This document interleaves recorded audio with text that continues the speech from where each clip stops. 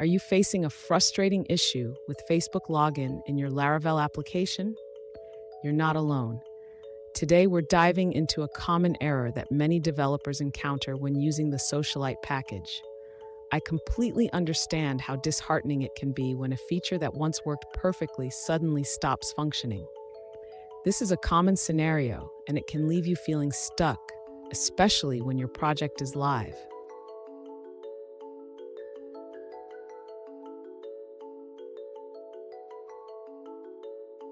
Let's look at the specific issue at hand. One user reported encountering a client exception in requestexception.php when trying to log in with Facebook. They mentioned that everything was working fine before, but now they're facing a 400 bad request error. Sound familiar?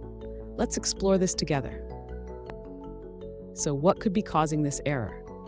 The message indicates that an active access token is required to query user information. This often happens when the token is missing or invalid. Let's break down how to troubleshoot this. Stay with me. By the end of this video, you'll have a clear understanding of how to resolve this issue and get your Facebook login feature back on track.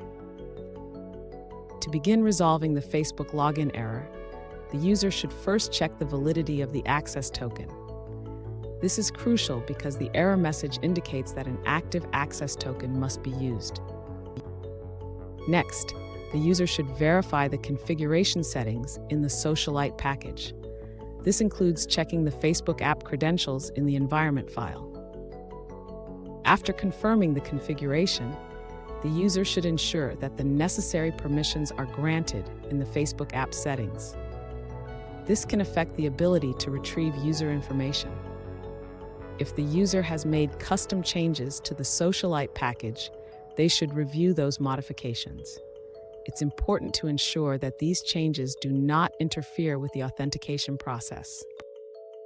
Finally, if the issue persists, the user may consider logging the error details to gain more insight into what might be going wrong during the authentication process.